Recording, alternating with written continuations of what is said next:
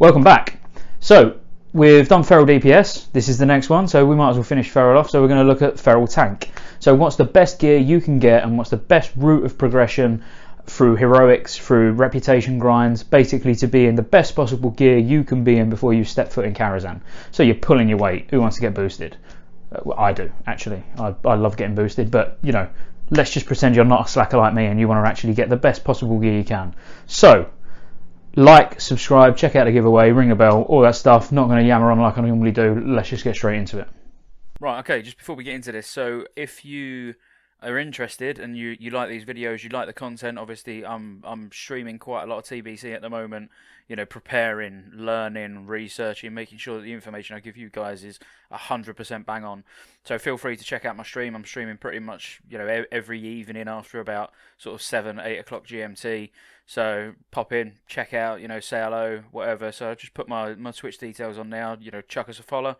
Help support me there as well as on here, you know, on YouTube, which is brilliant. So, yeah, but we'll get straight into this. So, just a few things about this set of gear, this series of videos. So, the whole point of this is obviously to get you in Karazhan. So, we're going to look at some of the items that you're going to want or that are going to be optimal for you to do the absolute best damage, best healing, be the best tank you can be, you know, for whatever spec.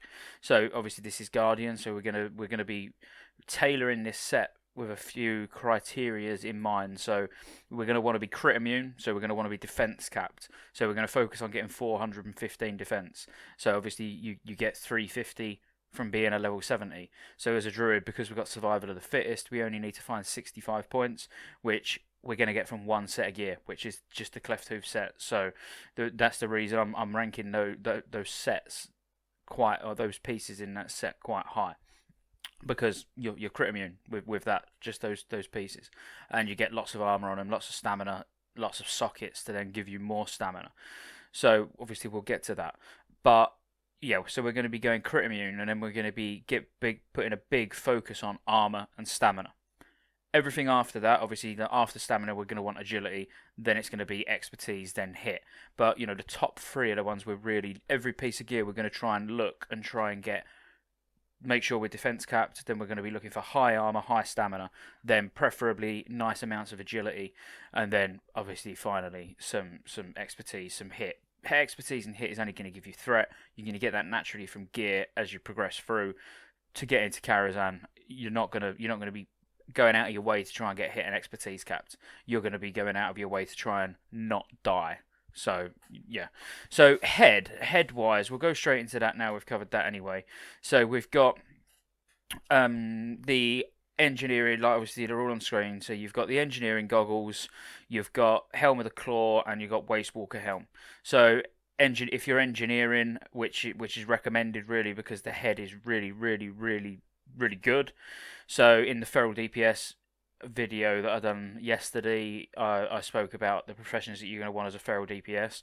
As a Feral Tank, your professions will be different. So you're going to want to be engineering for the head. So that's what we're going to put on our little Tauren here. Well, he's not little, is he? He's a big lad, but we're going to put those on there. But the other items, so Helm of the Claw, which comes from a quest in Steam Vault, so not even Steam Vault's heroic, it's just a normal quest, which is a very nice head, obviously.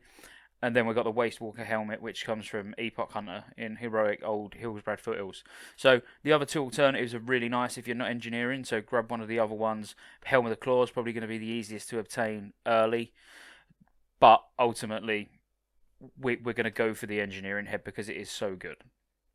So let's put that on him now. And there we go. I mean, it does look pretty cool, to be fair. Why wouldn't you want to use that? So, yeah, that's the head done. So then, neck. So, Necklace of the Deep, which is very nice. Yeah, probably the best you're going to get pre-Karazhan. So, it's got 2 sockets as well, so you can get loads of stamina, straight up stamina banged in those sockets. You've got one from a quest. So, if you haven't seen the other video, I always try and balance it out a little bit, like one from a quest if possible, one from a dungeon if possible, and one crafted if possible, or a world drop, something like that. So, yeah, there's one from a quest from Orkington, the Mark of the Raven Guard. Very nice, easy to get. You'll get that before you're even 70. And then Strength of the Untamed. So this is by no means is it one of the best that you can get. Well, it is. It's probably in the top 6 or 7, let's say. But you're going to probably primarily focus on getting Scenario and Expedition to Exalted as quick as possible to get your weapon, which we'll get to later. So this is revered with Scenario and Expedition. So it's a nice neck that you can use on your way to getting your weapon anyway. So I thought it was worth including. I would do that personally. I probably wouldn't bother with the dual crafting one. I would probably just get the Scenario and Expedition one on my way to getting Earth Warden, the weapon. So, but for this, obviously, I've tried to make a well-balanced, decent set of gear. So we're going to go with Necklace of the Deep because it is on your BOE. You'll be able to buy it off the auction house. So that's the neck, which is brilliant. So then moving on to the shoulders. So shoulders, there is one clear set that's amazing, and that's the shoulder pads of Assassination. I'll give you a clue. They're the ones that we're going to use. But because they, 2 sockets, lots more stamina, they're really nice. The alternatives are very good as well, though. So Mantle of the Perinold, they actually featured in the Feral DPS video as well. So just from old Hillspread Foothills from the last boss, so it's not even heroic. It's you can get these while leveling, which is pretty good. Then the Expedition Scouts Epaulettes. So I put this on here as well because it is just a quest. So just a quest for Hellfire Citadel. So Shattered Halls. So quite, again, easy to get. It's just normal. Doesn't need to be heroic. So just an easy one just to grab while you're just doing a regular dungeon anyway. So, but we're gonna obviously go with Shoulder Pads of Assassination. It is only Sefik Halls heroic, which Sefik Halls heroic is an easy one. So you won't have any problems doing it. They look pretty good, to be fair. Yeah, I quite like them. Big old beefy shoulders. So cool. So going on to the cape. So we've got Thorium Weave Cape Cloak, which is just the winner. Not even worth discussing. So much armor on it for a cape. So that's from Mechanar. So you're gonna need flying to do Mechanar, unless you've got a warlock that can summon you up there anyway. But that shouldn't be much of an issue. So the majority of people will have access to flying straight away at level 70, I would imagine. So yeah, just a really, really nice cape. I mean, your other options are 25 Badge of Justice, Blood Knight War Cloak. Reason I've not put that top, I know it's epic, but that's not what it's always about.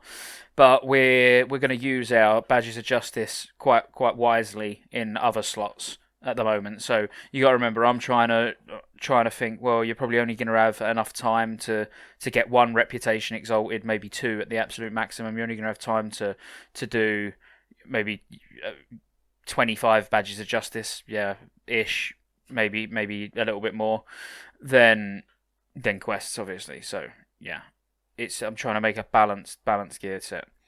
So we're not going to use Blood Knight War Cloak. We're not going to use Delicate Green Poncho, even though it's very good. Just from a quest, great starting cape. It's a Nagran quest. I'll put it on the screen. You can absolutely get into Karazhan just still using this if you're unlucky with Mechanar runs. So, but we're going to assume you was very lucky in Mechanar and you got it on your first run, and we're going to go with a Thorium Weave Cloak. Perfect. So we're getting through this nice and quick. What I like to see. So going on to chest. So, like I said at the start, heavy cleft hoof set may not individually, or they may not be like the absolute best items. You might look here and be like, well, why are we not using the Wastewalker tunic, or why are we not making Primal Strike if we're a level worker ourselves? Well, simply because I've gone for high stamina, high armor pieces, and high DPS pieces in all the other slots, so we can just use the heavy cleft hoof set to be defense capped. So, and plus, they're obviously brilliant items anyway. Look at the amount of stamina, sockets, armor. They're amazing. So we're going to go with a heavy cleft hoof vest, but you can get Wastewalker tunic from Heroic Blood Furnace. Again, not an overly difficult heroic, probably slightly more difficult than the likes of Sefek Halls and such. And the Primal Strike vest, if you're primal level working, elemental level working, and you want to make the set anyway, maybe because your main spec kitty, but you can use it for tanking. Yeah, by all means use it for tanking. But really, every druid, no matter what spec you are, you should get the heavy cleft hoof set for when you do need to tank. Because we all change our specs now and again. So, yep, the winner is heavy cleft hoof vest. Let's put it on him now. Looking good. He's going to need a tabard, I think, to cover that up though. But looking good. So, bracers. We've got Umber House Collar, which is from a quest in Shadowmoon Valley. We've got Shardbound Bracers, which is Exalted with a Gorilla, which that was a very ambitious one for me to put there, but I'll be honest with you, bracers wise, there's quite a lot of bracers. I wanted to give some variation. Yeah, so take the gorilla ones with a pinch of salt because you're only going to really be using one of these.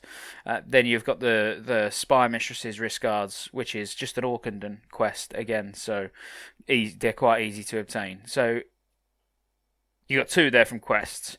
Umber House Collar. I mean, for a blue, the armor on it is ridiculous.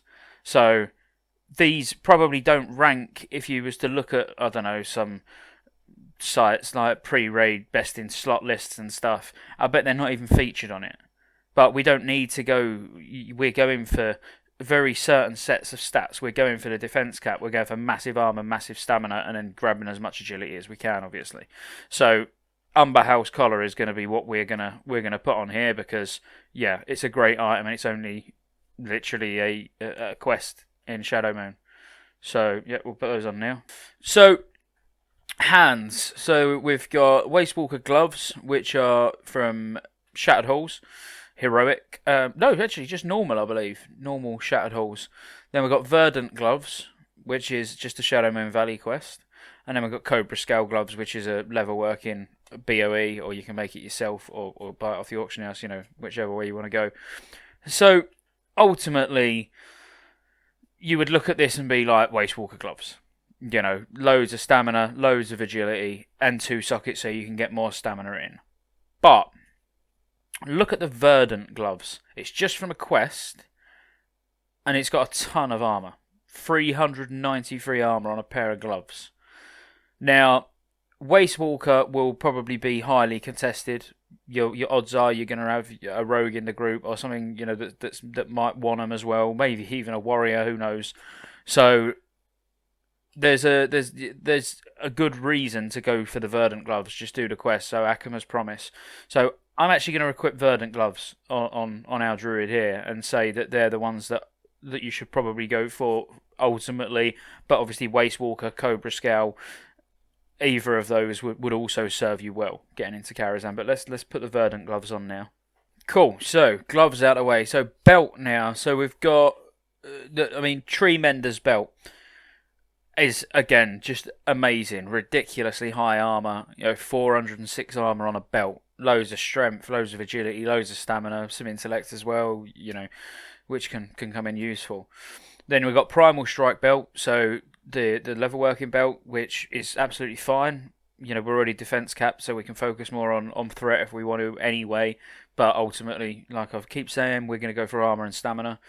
So then we've got the Cinch, which is just from a Shadowmoon Valley quest. Lots of armor. It's actually, lots and lots of armor just for a quest item. It's only about 50 short of Tree Mender's belt, which is from a last boss in a heroic instance. So that would be a good option, really. Well, any of these are, but we're going to go with Tree Mender's belt. We're going to assume you've gone in there, you've got lucky in the first run, and you've got Tree Mender's belt. But like I say, either of the others absolutely fine. Realistically, the majority of us will probably go straight for the Cinch because it's just from a quest. So we'll probably 90% of us will walk in. But we're into Karazhan using that because it's easy to obtain. But we're going to look at the top 10% who should do the lottery every week because their luck is ridiculous, and they've got Tree Mender's belt. So let's get that on him now.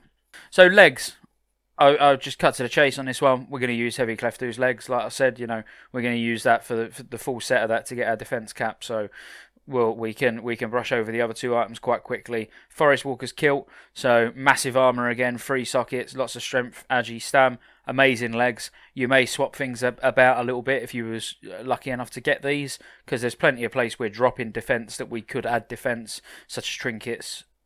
They're a primary one. There's a few other items that we could actually swap in some defense if we got Forest Walker's kilt. And then Clefdoof Hide leggings, which is just from a quest. Nice hit, expertise, good amount of agility and stamina. So good. There'd be nothing wrong with using those until you get your Heavy Clefdoof legs. And then maybe you're going to use your Heavy Clefdoof legs until you get Forest Walker's kilt. But that is Mana Tombs. heroic, you might be a while before you get Forest Walker's kilt. So, we're talking, you want to try and get in Karazhan in week 1 or 2 at the absolute maximum. So, heavy Cleft-Tooth legs are going to be the easiest to get, and they're obviously very, very good. High stam, high armor, so let's put those on him. Okay, so we've got the legs out of the way, so boots, again, surprise, surprise, out of those sets, what are we going to use? Have a guess? Yep, you're right. Heavy Cleft-Tooth boots. So we're going to use those, but some worthy ones to note. So from Heroic Arcatraz, you got the Shadow Step Striders. Again, they also appeared in the Feral DPS video. The reason I keep pointing these out are because dual purpose. So you might want to do some DPS, so you might want to go for Shadow Step Striders, so you can use them for both spec. Each to their own. And then the Master Shreds, which are really nice just for a BOE. So you get them from the auction house, or if you're lucky, it'll drop for yourself. Hit, attack power, agility, stamina. Absolutely nothing wrong with those. And again, dual purpose, because you may use them for DPS as well. So, but obviously we're gonna put heavy Cleft-Tooth boots on our little Tauren here, so we'll do that now. Oh, and look, another item that made absolutely zero difference to his visuals, but I don't know. Never mind. So then, next, rings. So I'm not really giving you a lot of options here with rings. I'm going to tell you the 2 that you should be using. And then if you don't use those, or you just use a mix of them, sorry, not a mix of them, but if you only got one of them, then feel free just to use the best ring that you can find from anywhere, because there are so many rings. Because we've got threat ones, which are, agility, attack power, all that sort of thing. We've got defense ones. We've got a mix of everything else. There's so many you can use, but these are the ultimate 2 that you want to be using. And this is what I was saying about Badges of Justice. Your first 25 want to probably go on this ring, which seems a bit weird, spending your Badges of Justice on a ring when there's so many other things to get, but the mitigation that you get from it is just, it's a clear winner. You don't want to be using anything else. And then the other one's just a BOE. So you could get lucky and drop. It could drop in your guild, and someone in your guild will give it to you because they know you're going to be the main tank, or you just buy it off the auction house. Either way, both of these rings are quite easily obtainable in the first week, of dinging 70. So they're the rings. Then just moving on to the trinkets. So one of these trinkets is more or less, I would say, a requirement. It's going to be your best in slot trinket for quite a long time. So that's the Badge of Tenacity. So it comes from a random drop in a gorilla. It's all to do with the rep grind for a gorilla rep. But again, quite easily achievable. It's BOE, so you can just buy it off of someone who's farming a gorilla rep and all of that sort of thing. So, but lots of armor. You're gonna want to get yourself that. Then really, there are again so many trinkets. We're gonna assume because you're using the headpiece, the engineering head. We'll say you're engineering. So my second choice for trinket would probably be like the Goblin rocket launcher, or any of the other. There's a couple of different engineering trinkets that give stamina, and then maybe a mind control or a polymorph or something like that. There's numerous ones. You just have to look them up. But one of the engineering trinkets, and then Dark Mooncard Vengeance is nice. Big amount of stamina and a nice proc on it as well. So. But trinkets, the one you really want to get is Badge of Tenacity. You want to work on that straight away, and then just pick up another trinket, whatever trinket you can, really. Preferably one of the stamina ones. If you don't go for a stamina one and you want to go for threat, then you might want Hourglass, but that's from Black Morass. But I'll leave that up to you. My recommendation is Badge of Tenacity is an absolute requirement, and then any high stamina in the other slot. So Idol, again, not really. Very much like Cat, I only gave 2 options on Cat, and there's only going to be 2 options here. So Idol of Ursoc, which is going to be all for your threat because it's lacerate damage. So that's from Heroic Underbog. You're going to want to get your hands on that. But to be fair, the level 61 from Classic is going to be a contender as well. So you might want to use the Idol of Brutality, which is just from Classic Strat. I believe it's from Magistrate. The Magistrate boss, so quite easy to do. A few trash packs and you can pull the boss. So that will be Idle. There's not a lot to talk about there. Just use whichever one you've got. And then weapons. Well, this is one that we don't really need to talk about very long. Basically, let's talk about progression, the progressive path of your weapons. You're probably going to get Staff of the Beast first from Ring of Blood. in Nagrand. You're going to do Ring of Blood because it gives loads of XP, so you'll get that staff. You'll probably use that all the way till 70. So then Staff of Natural Fury is still a very, very nice weapon. And the reason I was torn between saying, all right, we'll put Staff of Natural Fury as we equip that on our Tauren, or we equip Earth Warden on him. We're going to go with Earth Warden because it is ultimately the best one, and to get Exalted with Cenarian Expedition is not that difficult. So if you just put all your focus on getting that weapon as soon as possible, it's not going to take you too long. Staff of Natural Fury could be a big gold sink, or just luck, just trying to get it to drop, or somebody gets it drop who gives it to you. But Staff of Natural Fury would be obviously an amazing weapon to use as well. But we're going to go with Earth Warden. But ultimately, you'll probably have all of these weapons very quickly into the game, because you're going to want Earth Warden for tanking. You're going to want Staff of Natural Fury for feral DPS. Staff of the Beast you're going to get from the quest. So you're probably going to end up with all three of these sat in your bag at some point. But for this, we'll go for Earth Warden. So let's put that on, see what it looks like. And there we have it. Our gearing path for our tank druid is complete. I mean, I think it looks pretty cool. Put a tabard on him as well, and he looks banging. And that's the Cenarian Expedition tabard as well, so you're going to get that because you're getting Earth Warden.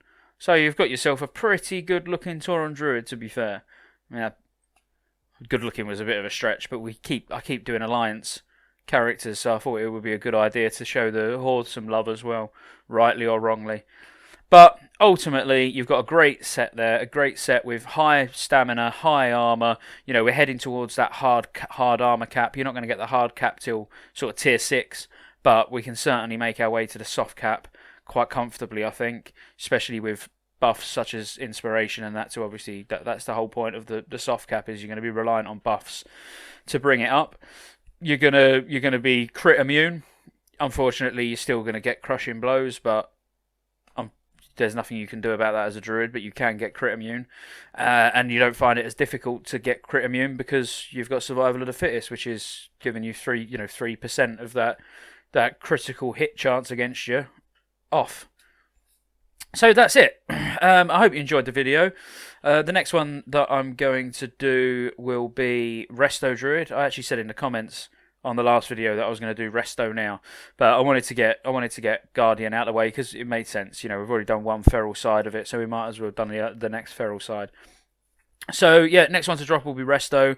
As I say, if you want to watch me on Twitch, feel free. I'm streaming drunk most nights. Make sure you like, subscribe. Obviously, channel's growing amazingly. At the point of recording, I'm on 700 subscribers now, so it's climbing. So only a few hundred more of you who actually watch this video to subscribe, and you're getting yourself in for a chance to get 3-month game time pretty soon. I can't see it taking too long, but yeah, just remember, if you're watching this and you want more classic and TBC content, endless content, a little bit of retail will be thrown in occasionally, but my primary focus is absolutely 100% TBC content now. Just hit that subscribe button, support the channel and keep coming back. So yeah, until tomorrow, thank you very much. Take care.